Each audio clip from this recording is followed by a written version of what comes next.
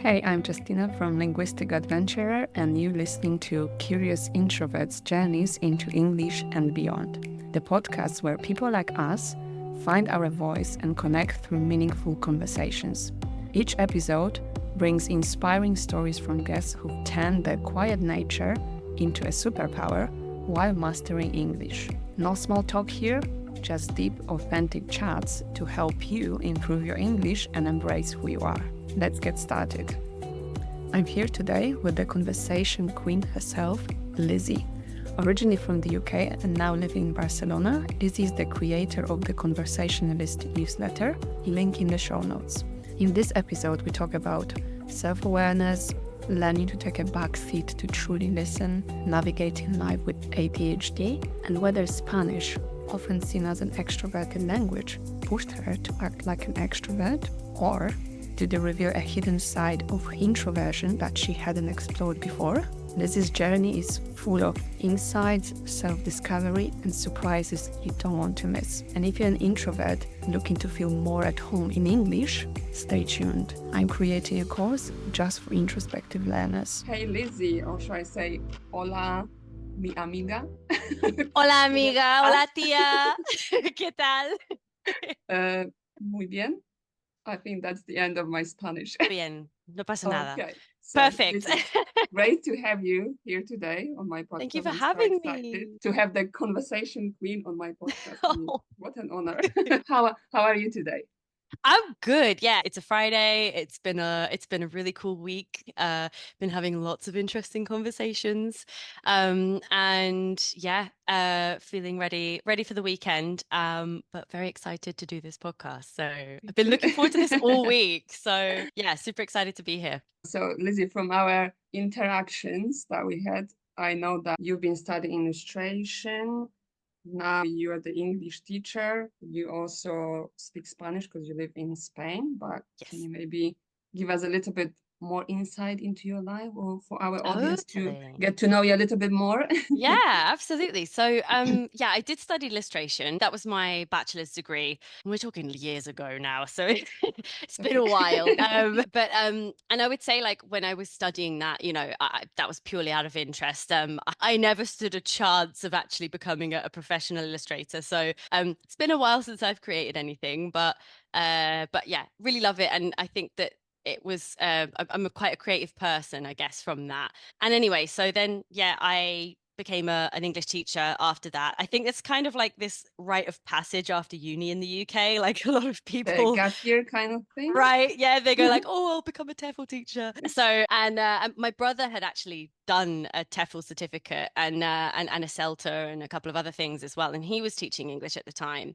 And so I sort of just like followed what he was doing because I thought it was like just a cool thing to do. And so I took a gap year to Vietnam, but it wasn't really a full year. It was like 7 months, but lived in Hanoi, did like an academic year, I guess, there.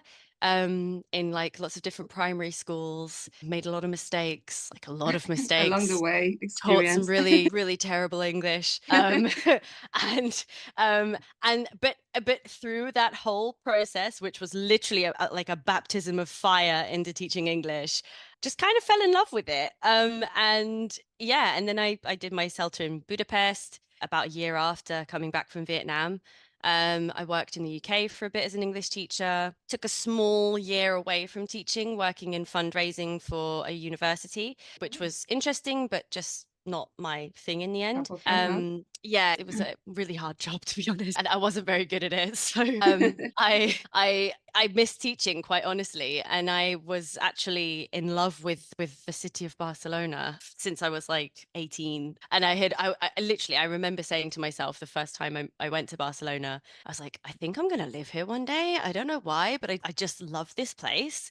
And then when I was 25 and I had finished my contract at the university, I was like, I'm going, see you later. Bye. And obviously with Brexit happening as well, I was just like, ciao. I was getting out of here while I can. And yeah, I've been living in Barcelona since 2016 and then pretty much been working in lots of different academies. Probably, yeah, like I've been living here for 8 years now. But you mentioned that now you're not very creative as in art, but I know that you created your newsletter, right? Yes. Can you tell us a bit? Okay, It's shameless sounds plug. interesting. Yes. Okay, so yeah, so I sort of been looking at the market of newsletters a little bit with English teaching, and I noticed that there's not really much that talks about speaking or conversation, or a lot of newsletters are focused on maybe vocabulary or whatever, but and those are really useful, of course, like freebies, all of those things, but I just Mhm. realized like there's nothing for people who just want to really interact with like an interesting topic and almost have it not feel like an English teaching Yes. newsletter. I was like, I really want people to feel like I'm not trying to lecture them a little bit and just have them get involved in a topic and, That we would talk about everyday literally. life situation, work with friends. Literally. It's a great idea. And so I was like, okay, so I want to try to create something. And so I came up with this name of the Conversationalist. And basically, newsletter, you just have a little introduction and then the conversation of the week. So the conversation of the week isn't always a conversation. It might be more like a monologue. Mhm.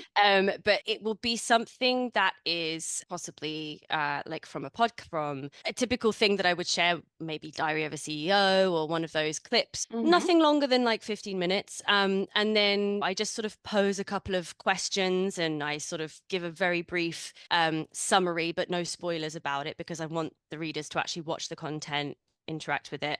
And then Mhm. I have like a get your speak on section, which is kind of covers a few different things. So it might cover some kind of presentation, like ways of presenting your opinion. Whatever it is, it's something that is mentioned in the above video. So we It's recycle what we're related. Mhm. exactly. So it's something that it's just kind of like a little speaking lesson, but without it being an interactive one. Without being boring, right? I Because mean, that's the like my idea. experience, because you're originally from England, but I'm from Poland, and I remember, but I don't know, maybe it's with different languages that I hear that it's very boring, it's very grammar oriented. It's like the language that we've been learning, or people are still learning in schools, language schools. It's very unpractical, not like a real life language. And then you come Yeah. to a country or interact with people, it's like what do I do now? This is not like Yeah. real things. I think that what you're doing is amazing. I want to sign up to your Let's newsletter, go. to link it up and have some. So even with my podcast, that my idea as well, for people to listen to others from different backgrounds, different accents, different countries, and have listen to real stories, real life, not some Yeah. scripted dialogue sounding like it's made in a lab. Exactly that.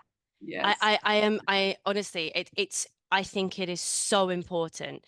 One of the things that I do in the newsletter is sort of like almost like debunk these myths that we have about native speakers. Like that was in my second newsletter I did that, I think. We're only 4 newsletters deep at the moment, so Good. we haven't done it a lot, but it's one of my kind of things is this focus on, guys, we shouldn't be like constantly idolizing native speakers all the time, and we need to be exposing ourselves to tons of different accents and just understanding that there's more to it than the bloody Union Jack flag or the Yeah, USA flag plastered all over everything. And it just, exactly. honestly, I'm kind of sick of it, like I do I but hang on, I'm being a massive hypocrite because actually I have a Union Jack emoji on my Instagram, so I need Me to get too. rid of It's that. fine. I'm like, down with the Union Jack. But Now no, I did the Spanish one. yeah, I should just do that, right? Maybe. That would be good. No, but I just, yeah, I really appreciate what you're doing with this. And I know that for my students specifically, like they are people who have gone through kind of society's milestones for learning English. So people who have perhaps done one of the famous exams, I won't name names, we all Mhm. know them, and they're all good, they're all valid, they're all great things to do. Of course, I'm never going to take that away from them. Mhm. That's hard work and it's pure effort that people put into achieving those things. But I think what happens after that is that it's all about ticking someone else's box. And then you finish that, you get through that kind of race of hurdles, and you get to the end, and there's kind of no medal for it. And you're like, what?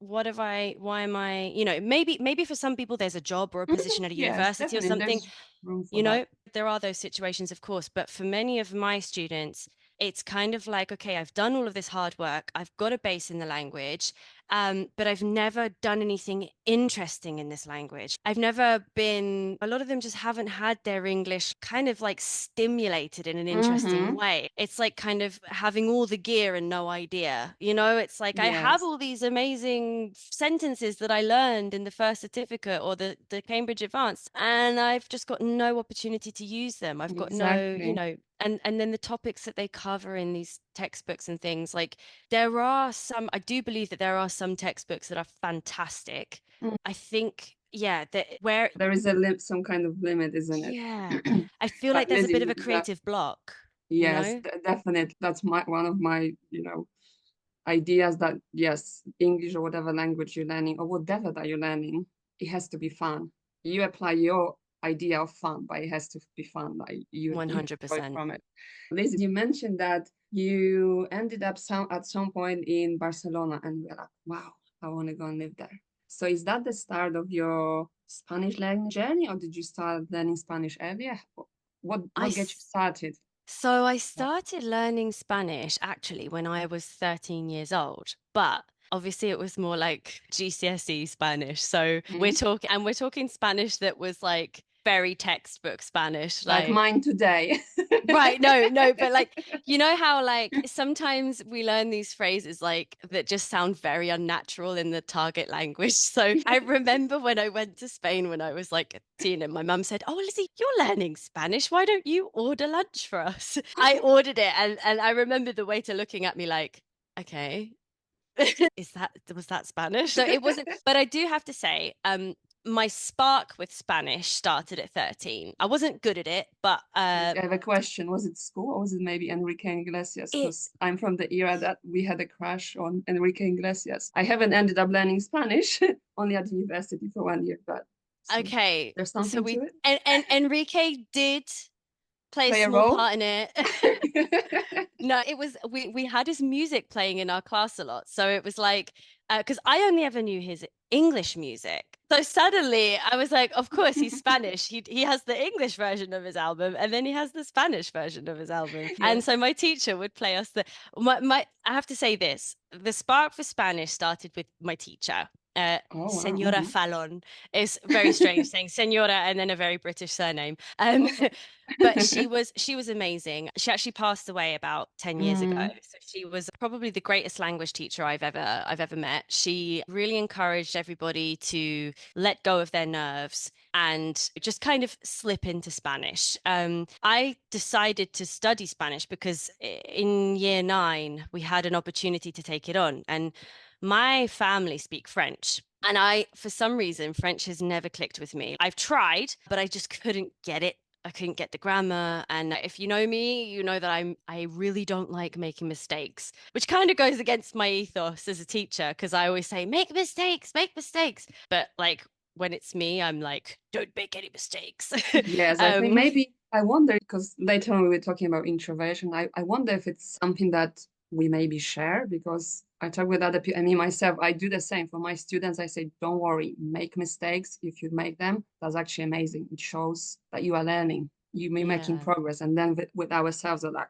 no, 200% 100%. correct. 100%. It's totally that. And I remember that she was very much like that. She was very like, guys, don't worry about it. Just make mistakes. You don't have to say it perfectly. And she used to bring tortilla de patata to class. Wow. She used to make it at home and bring it in. She loved Spain. So to She bring it in, sounds like a lovely and yeah, she was passionate. she really tried to create this like immersive experience every class. We only had Spanish 2 times a week, and I looked forward to it so much. I was like, oh my God, I want to go to L block and go to Spanish class and just speak. And Mm-hmm. she used to bring turron, and she used to play Daddy Yankee as well, like 𝘵𝘳𝘓𝘴. And it was so good. And then there was this little language learning TV program called 𝘮𝘓𝘴, which we used to listen to. We used to watch, and it was kind of like a Spanish Friends, but for teenagers who are learning Uh-huh. Spanish. It was the tackiest thing ever, but it was so good. And yeah, so I would say that's officially where the Spanish started. Mm-hmm. Then I did the GCSE. I got like really good marks in that because I was just in love with it. And then, to be honest, from 16, I didn't do anything until I was 24 again. When it was when I was 24 that I was planning my great escape to Barcelona. So I Mm-hmm. was like, we got to get smart about this. Let's start having some lessons. So I was living in Reading at the time, and I had some Spanish lessons with a lovely girl from Galicia. And it was really cool. But it's still like, eventually when I arrived in Barcelona in 2016, my Spanish was terrible. So I really started learning through just kind of diving into very uncomfortable social interactions, making a lot of mistakes. And But that's the here we are best today. thing that we could do when you go like straight into it, the full-on immersion. It's scary, 100%. it's stressful, but it's like the cherry on the cake when I look Yes. back at interactions like with in any language, not and even English, but it's now I'm like, wow, if I haven't done it or that uncomfortable getting out of that comfort zone, being so stressed, nervous, feeling silly, I wouldn't be here today. I probably wouldn't be Yeah. even talking to you. the I don't know where I would be. the silliness aspect is very real. When you just, even certain things like in Spanish, like rolling your R's for the first time and really applying that, and Mhm. like it feel like there's a part of you is like, when you grow up in the UK, wherever you grow up, it doesn't matter, when you're used to your language and then you learn another language that requires real effort to try to acquire some kind of accent and not, butcher the pronunciation of the language. Mhm. It does feel silly at some point in the beginning, but then Mhm. you start to just, it's almost, I know you have a question coming up about this, but Yes, like, uh-huh. it's almost like getting into a character, you Yes. know, Mhm. and switching over. But we'll talk about that, I'm sure, in Definitely. a little bit. But yeah, Yes. yeah. Lizzie, I want to your journey with Spanish, and then you said you going to the Spanish class. It was like maybe even going to a bit like a different world somehow. But I want to ask you now about the introversion as such. When did you maybe first realize that you might be an introvert, and maybe, and how that influenced your life and learning Spanish as well? Do you Mm. think there is a connection? Do you see Mm, anything in that? okay. Yeah. I mean, okay. So I might go off on a few different tangents here. So I do Mm-hmm. apologize. So Yes. basically, I'm going to use the term introverted extrovert to refer to Mm-hmm. myself. Or I think I saw a thing the other day that said something ambivert. That's a word for that, I think. I don't know if people are going to roll their eyes at that, but I just think that that's the best term to describe me, because anyone that knows me or has known me for a long time would Mm-hmm. probably be like, Lizzie, an introvert? What? And that is because, quite honestly, I would say I've lived my life as an extrovert. Okay. Mm-hmm. But I'm gonna be really honest with you all. Mm-hmm. A really exhausted extrovert who has oftentimes been on the edge of a mental breakdown. Mm-hmm. So it's like a very anxious, extrovert version of myself. Mm-hmm. And so I think the pandemic was really a moment where that came to a head. And I was able to, well, by Spanish law, I was forced to to spend time with my quieter version of myself, because Yes. our lockdown was so Yes, and have a brutal. reflection time. That's a We nice had a word. lot of forced reflection time. It was Mm-hmm. a lot. The pandemic for especially people in places like Spain and Italy was extremely difficult, because we had some of the craziest restrictions on us. And for me, we literally weren't allowed to go outside and exercise. The only excuse you were allowed was if you had a dog and you were allowed to take the dog for a walk for 30 Mm-hmm. minutes. And there was literally like, there was like a black market business of people renting each other's dogs so that they could go outside, literally crazy. So it was that element of almost like solitude that we had to have. And it was extremely difficult. And spending time with quietness was not easy for me because it meant that I had to face a lot of things.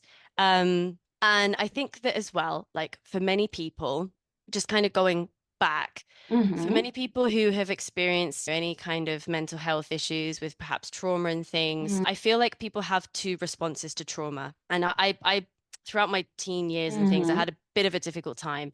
And my response to trauma was to be very out there, to give everybody everything all the time. And there are some people who go inside themselves. So I think that my extroversion and this exhausted extrovert it stems from that. So this is why in the pandemic, it was very difficult for me to face a quieter version of myself because it was like suddenly I had all of these thoughts and all of these things that I perhaps hadn't really been processing because I'd been so busy being life and soul at the party. Yeah. And just trying to be like, a bit of like a super social person and attend everything and go to an event and do a presentation and be a teacher and distract yourself. And so when we had to spend those months kind of just being disconnected quiet with others, it was hard. It was very hard, but I'm so grateful for it now because I discovered this kind of way more chill, introverted version of myself, which she's kind of like, she's kind of like my best friend now. Like, kind of reminds me to like, exactly, because it's like I still have, you can probably see I'm quite comfortable talking. So some people might consider that, oh, she's clearly an extrovert, but it's like there are so many parts of me that are completely introvert. I just think that we always have to be careful when we're exclusively calling ourselves this or that. Like, I think that nothing is like mutually, it's like not black and white. It has so many layers to it. And even if you say an introvert, one person could be like really shy, quiet. The other one can be, as you say, very extroverted, very social. But then it's also many of us, like with me as well. I used to be very quiet. I can still be, but I also, as you say, my friends be say, you introvert, like, are you crazy? But as you say, you sometimes put on those personas, maybe mask, or you adapt in the situation and you fluctuate between the two. And I think that's the beauty of it. You can't be the same person even every day. You grow, you change. The people you meet, places you go, experiences you have, they will shape you some way the other that you will adapt. Definitely. For me, it's just like I can't be consistent with that. It's like I think as humans, that's the they always say like consistency is key, but consistency is kind of impossible. I'm sorry, but I'm just gonna say like, it's really hard. I think that with my, introverted or extroverted self, like I lack consistency so badly in that.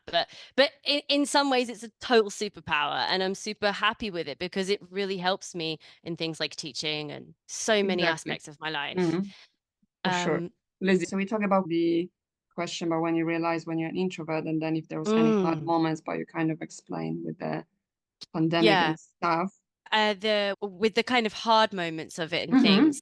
I think it came with, I think that when I was sort of discovering that part of myself, it felt a bit strange because I don't know, like I came out of the pandemic just like a completely different person, it felt like. And I'm sure a lot of people can relate to that.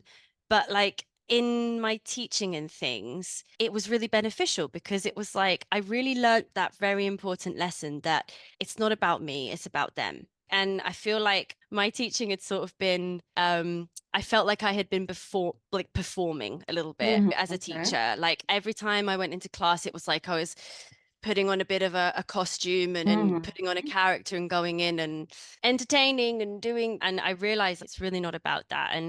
And it was probably because of that, like that introvertedness and that sort of reflection and that not wanting to always be the one who's speaking all the time suddenly made me a little bit less, made me just sit back and listen a little bit more. And I think it's because of that as well. I was sort of curious to start studying the dip and those kinds of things as well. So like just kind of made me want to just shut up and learn, basically, put it lightly. Go and discover the other side of your introversion that maybe you've been hiding.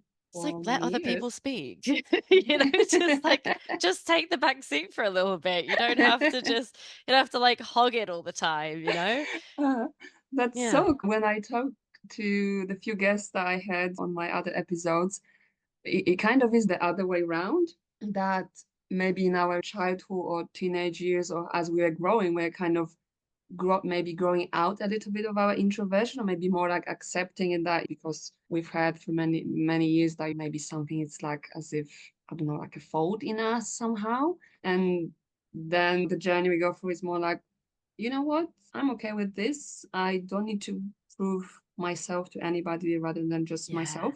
And I'm okay with it. Of course, there are times that it can be lonely, it can be difficult. You kind of have to fight with the stereotypes that I would even go to my in my previous life, not as a teacher, into office jobs. And my first office job was kind of like a call center, it was event company. So you go in and you on the phone like 90% of the time.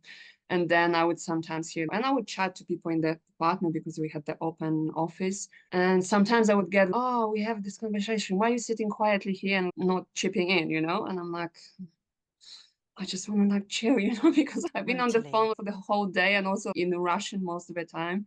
So you also have to think in other language, and it's all that sensory overload of an office. And I'm like, I need to chill. And people be like that. So it's interesting to see you kind of being your introverted extrovert, and then I can make maybe a switch a little now, quieter side, and be like, oh, I can, you know, get the sigh of relief. That is it, you know? Yeah, no, and you know, it's like you said, it's like, I can imagine how exhausting that must have been for you to, and it's one of those things like nowadays, I have to say, and I think that this is something that is a result of the pandemic for a lot of people, is that their social battery is very low. Like my social battery, it's very selective. I honestly, there are some days where it is supercharged and I'm good. But the thing is that I just nowadays, I'm really real with myself about it, and I'm really real with my social group about it too. So, you know, I have like I know now. It's like I feel like I've gotten to know myself, and it's like a whole bunch of like self-respect has bubbled to the surface, and it's like I am going to set my boundaries. I am not going to try to give everybody what they want all of the time.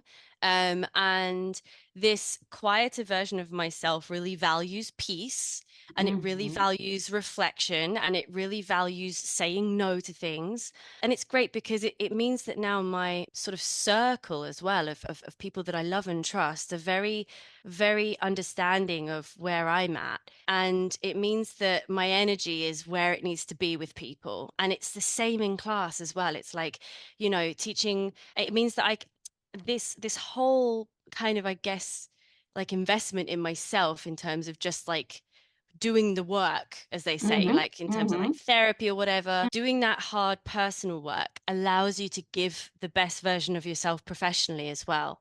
And I really value that. If anybody knows me, they will know that work is like one of the most important things to me. And I don't care if that makes me sound like a job's worth. I don't care if it makes me sound like a square. I love what I do.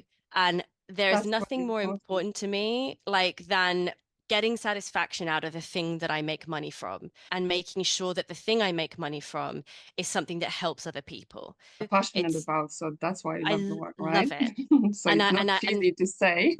No, but it's like, I think that, you know, in the teaching world, especially in Barcelona, it's very casual here sometimes. People are a little bit like, oh yeah, I'm teaching English on the side, but you know, and people are, and I get it. For some people, this is just a stopgap until they find something else. I get it. And it's kind of great for that. There are jobs and positions for that, and power to them for filling it in with something that's enjoyable and educates others and things. But for me, it's like I have trouble expressing to people sometimes that no, this is my career, this is what I want to do. I'm not trying to get out of it. Like, I'm trying to stay in it, please.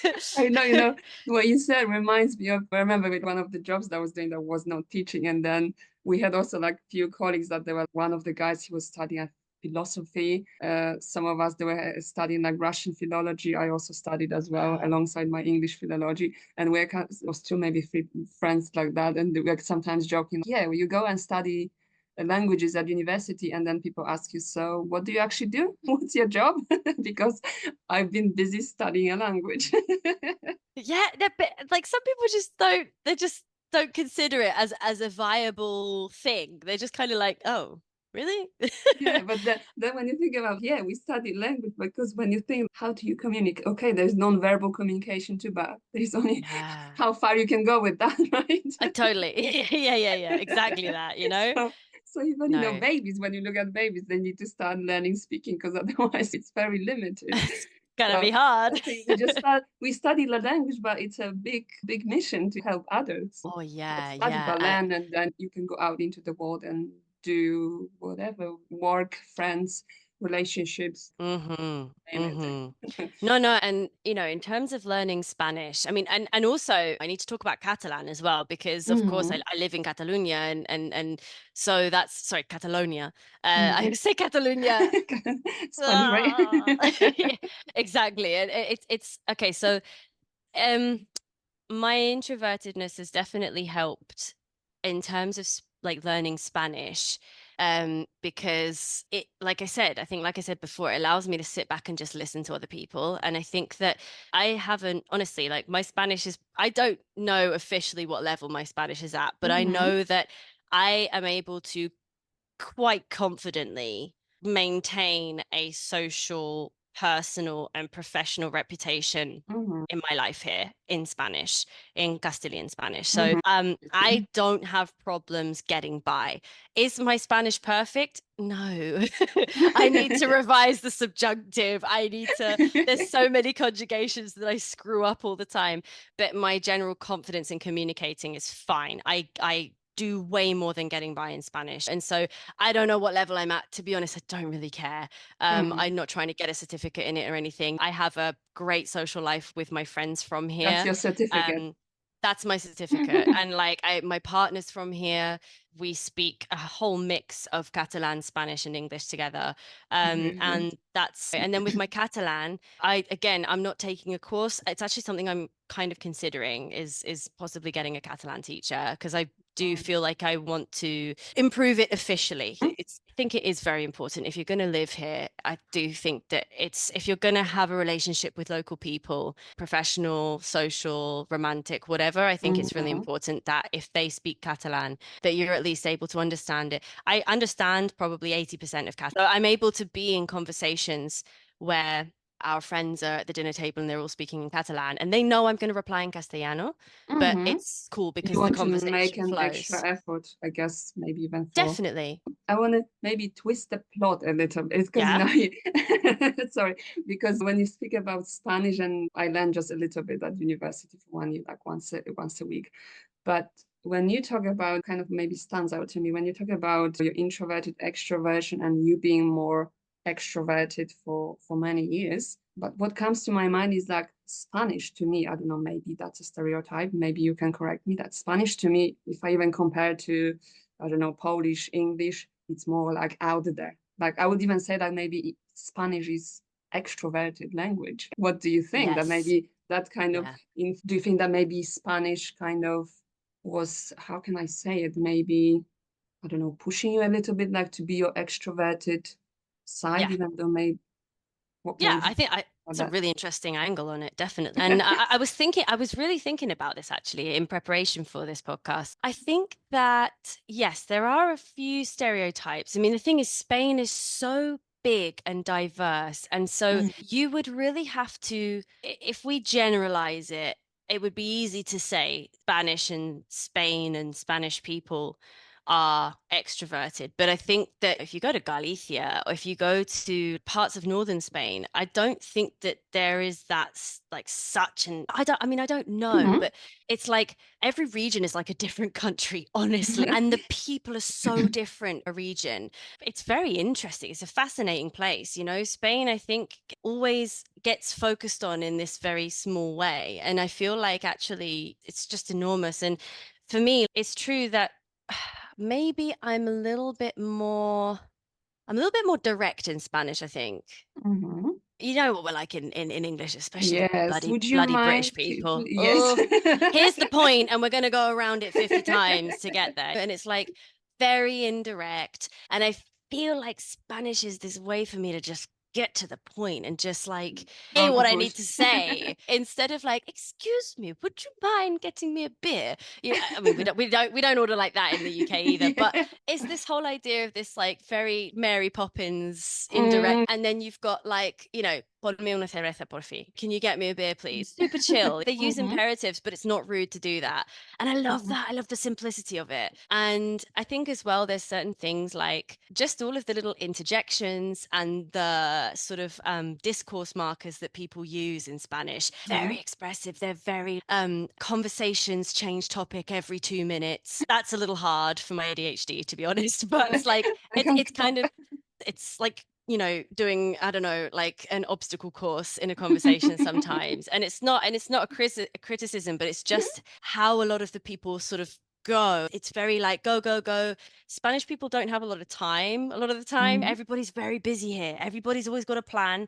Everybody's working really long hours. So I feel like those conversations are just like squeezed in and they live for social interactions. I will say Mhm. that there's a big focus on social interactions, and that with my introverted self has been a little bit difficult. It has been a little bit hard. Coming out of the pandemic, I did struggle to jump straight back into the plans with friends, and they know that. It was pretty obvious, you know. It was like my partner would go and I wouldn't be there, and it Yes. wasn't anything personal to anybody, but it was just that my battery was just dead You need for the space and time months. to Yeah. go me time. Mhm. Yeah. And it was just like, I just couldn't. And I think that there is that part of it that's like living here, accepting that kind of thing, that culture of making plans and doing things together and being part of a bigger Mhm. picture. Friend groups are so strong here, so strong. Family bonds are super strong here, and Mhm. everybody's always calling each other all the time, sending voice notes. There's always communication happening, and it's this closeness that is Mhm. wonderful. But when you have this introvertedness sometimes, yeah, it can be a little hard to contribute to that sometimes. Mhm. And again, it's nothing personal. It's nothing. It's just It's different just kind language of hard. culture. Yes. Yeah, yeah. And So you kind so, of feel like, so you would say that Spanish is more like extrovert and very social. So, yeah, so for sure, so you know, you and so would you say that you have to kind of, from what you're saying, I think you kind of had to keep up with the maybe expectations, the norm that it's in another yeah, country, which is, you totally. know, England. And this Wow. is where the extrovertedness comes in as well, because it's like I am able to sort of like switch into Mm-hmm. being lively and being, you know, and it's not that that's not genuine, but it's really exhausting for me. It's Yes. you know, it's like I think there's like a meme where it's like people coming home from work for a day and they're like outside, they're like, yeah, and then they come in and they're like, oh my God, that was hard, you know, and that's kind of like me. And it's not because I don't enjoy those social Mm-hmm. interactions. It's not that they're not pleasurable, and I get a lot from them, but at the same time, for some reason, it's quite exhausting. And I know that another fun fact about me is that Mm-hmm. I was diagnosed with ADHD in December 2023. Mm-hmm. And I also had a lot of things flagged by Mm-hmm. the person who did my screening process. who said I should probably get some other tests for a couple of other things. But Mm. I can't speak on those things because I don't have a diagnosis and Mm. see what happens in the future. But I, with the ADHD, I don't want to confuse neurodivergence for being introverted. Mm. There Mhm. are a lot of things about being neurodivergent that kind of feed into being Uh-huh. this, but also it's very typical for ADHD people to identify as introverted extroverts because Mhm. we just Mhm. can't settle for one thing, Mhm. So Oh, that's interesting because I've spoke to some people and they may mention that maybe not even knowing, but and I was even reading a little bit, but I think that even for myself, there is definitely a topic maybe to just even explore out of interest. And I have even the other day I was reading about I think one lady was mentioning that the way that she was doing certain things in life or not following through plans or doing 10 things at the same time. And then so that I started reading about ADHD and she's like a lot of things I could see I can relate to that. And so one and I think her story was like she got a diagnosis and then it actually helped her a lot to oh, yeah. understand herself and then go on about her life and just daily tasks and how she goes on. And so it's even knowing it can improve the quality of your life. 100%. Knowledge is power, like Yeah. 100%. Like you got to know yourself before you kind of do anything with conviction, I think. Mm. And I think in some ways, yeah, I always consider having ADHD now as a superpower. And I'm really open with my students about it. They all know. Mm. And it's not like this, oh, she's got ADHD. Maybe she's not going to show up to class. Like it's not that. And also ADHD shows up very differently in men and women. There's been a lot of scientific stuff about this. I'm Mhm. not an expert. I'm not an expert. I'm not a medical professional. But Mhm. there's so much to read about it. There's so much to see about it.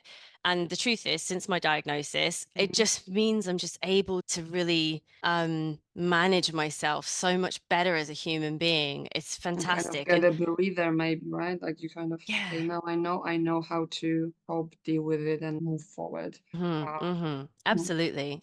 Wow. Wow, Lizzie, that's so interesting. When you talk about Spanish and different personality, like, because for me, I'm from kind of the other side. I was always very quiet, very shy. It was, throughout the school years, it was difficult, but then I just kind of learned to create my own world. And then I thought, that English, when I go into it, was because it was kind of easy for me. It just come, Mm, as you mentioned, French for you, like it didn't click. But for me, at the time, I was also starting at school learning Russian, but then English we didn't have at school. So I just, by myself, I got into it and it kind of clicked with my brain. And I felt, so when I ask you a question, if you feel like maybe you're different or maybe more confident in Spanish as an introverted extrovert, because for me, I feel like when I reflect back that I was this in Polish, I was just it's quiet, not yeah, brave, not bold, but in English, I'll be like, hey, I'm here, there, that. I love go here, that. I talk here. Now I start a podcast, even though I'm like, oh God, I'm scared of public speaking. If they throughout the Ah, years, when people put me, then I'm like, no, I come here. I'm like, it is a bit sometimes nervous, but I'm like, cool, I get to talk to people. It's amazing, girl, even you're nailing even it. reaching out to strangers. And then I tell my friend, oh, I'm starting the podcast, and who's on the first episode? Who's next? And I'm like, just reaching out to people on Instagram. Wow, you're so brave. I'm like, maybe I don't know. Amazing. No, just I think it's great. It's like, as well as this thing, this is why I don't think we ever have to put ourselves in a box of being Yes. introvert or extrovert. It's like some days you're going to be a bit of both. Some days you're Yeah, going to and you have be, kind of like a yeah, buffet. Go and try different things. Life that's totally. Yeah, yeah, and I think this podcast is so great because I think that people being able to analyze their journey with that. I did so much like deep thinking this week in preparation for this podcast. I was like, I hope it's a I good was way, Lizzie, not no, it was great. US. I was a little bit like, oh my God, like, how do I verbalize this whole thing? And, but, I think that this podcast is such a great idea because it helps people analyze kind of how they've navigated the world in their past, in their present, and also how they sort of maybe will navigate it in the future. I think that It's a super important thing to consider, and to be self-awareness is such a superpower. And I really, anybody who's kind of ignoring their life story at the moment or whatever, I fully encourage them to sort of do a bit of a deep dive into themselves and how they see themselves, and because it really helps. It really helps you to just be a better, I know it's really cliche to say it, but be the best version of yourself. But but it's true. No, it's definitely. I mean, I'm loving the chats because it's even so cool, so fun and inspiring to talk to people. And I used to work even as data analyst in the past. So like, Wow, I didn't know maybe, that. and I'm not an analytical person. Like I kind of, when I think, for me, analytics data is more like math, graphs, like shit like that. And I'm like, that's not me. But then I also see the other side of me, which is like the creative logic. I'm like, oh, but maybe that's our introverted observant side, that we can spot things, stop, look, and be like, I see this here. So it's even fun to people I'm talking, that I kind of see, I don't know, I see a lot of bookworms, people connecting through art. So Liz, I have maybe let's play a little game. Are you a bookworm, or I don't know, TV person, Netflix person? Like what's the okay, so I love this question. I'm so happy you asked me this. Okay, because I don't know if anyone can relate. Sorry, I've got a fan. I hope that you can't see that I am sweating a little bit. No, I just see you looking cool with a fan. I'm like, it's hot in Barcelona, definitely. It's just muggy. It's really muggy at the moment. So I'm just like, oh God. Anyway, so to the question. Now, I wish I could identify as a bookworm. I'm so jealous of people who are bookworms. Now, it's not that I don't enjoy reading. It's not that I don't enjoy books, but I think that growing up undiagnosed ADHD, I really struggled to read. I'm going to admit something really terrible here as an English teacher. I've only ever finished like 5 books in my 33 years on this planet. I've only ever finished 5 books. 4 of those books are nonfiction. My brain cannot function with fiction. I can't deal with anything. It's like my brain just can't go into that world of fictional characters, things like that. When people say to me, Harry Potter, and I'm like, I wish I could join in on this conversation, but I can't. I've only seen the films. And, and I realize there's a whole world of books that I'm just missing out on. And I'm looking at my bookcase right now. It's right in front of me, and it's full of books that I just haven't read. And so, Lizzie, no shame. That was just a question. So my analytical side is like, okay, so among introverts I spoke to, not every one of us is a bookworm. So Lizzie, there you go. Thank you for breaking up the. But I'm going to give you a very typical introvert thing, which is video games. Okay. What's your favorite one? The Sims.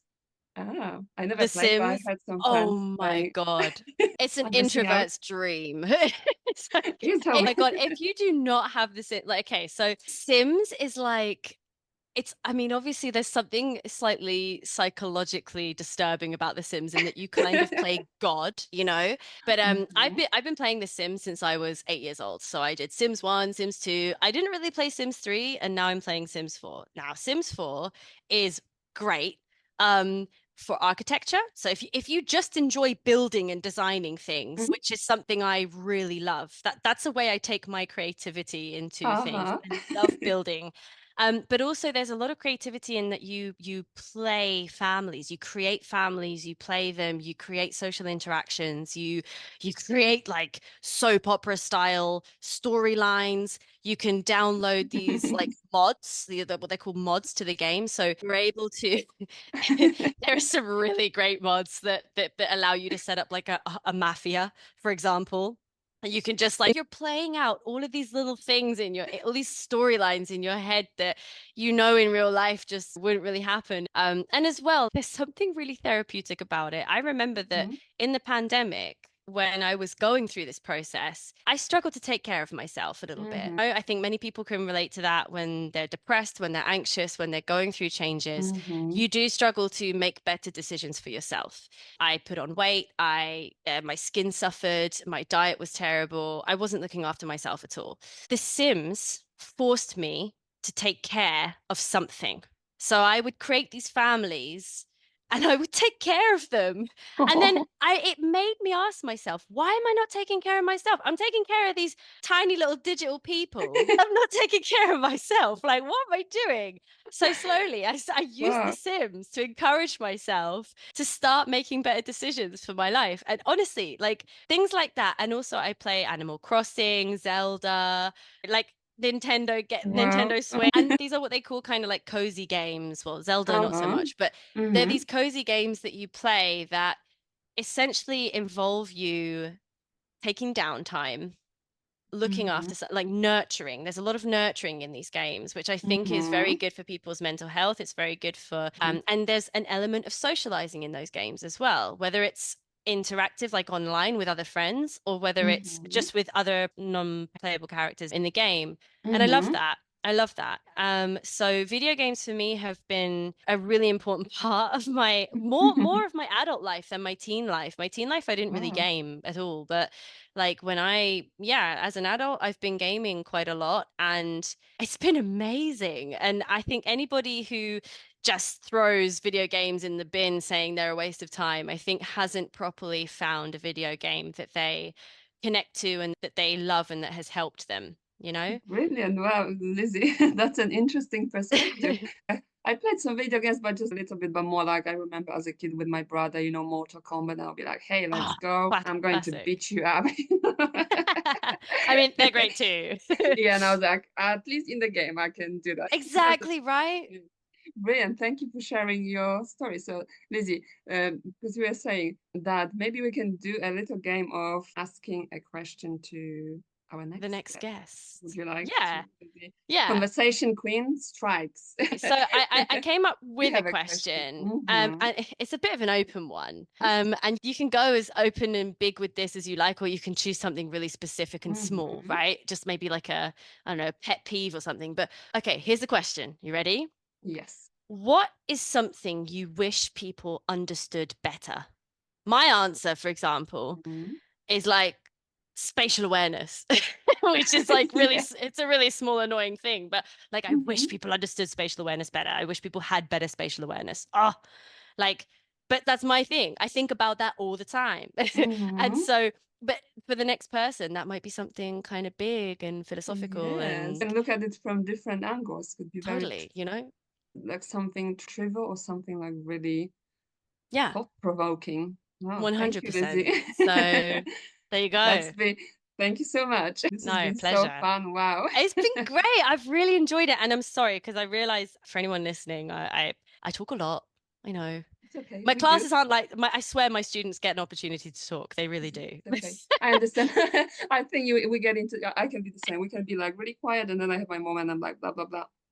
Zip it. I love it. I love it. I love it. And I think that your journey is so interesting as well, because I just think that you're great. I remember the first time we spoke and I just thought like, oh, she's such an interesting person. She's so cool. And I'm so grateful that you invited me onto your podcast. And honestly, thank you so much for having me. I've really enjoyed it.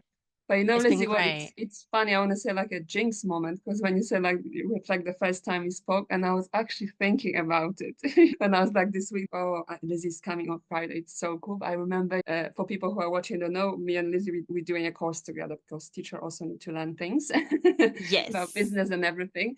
And I remember one time we jumped into a co-working session and we just like hit it off right away. Like we had each other for 1 hour or something. And oh God, like, we were like, wow, Lizzie's great. She's so bubbly. She's so easy to talk to, so cheerful, fun. So I've been the whole week. I was like, yes. Oh, me too, girl. Me too. I was like, and yeah, I love this idea of the podcast. I think it's such a great idea, and I'm super happy to have had the opportunity to be on it. So thank you so much. Thank you for coming. Okay, Lizzie. Thank you. All right. Bye. Can you relate to my guest story?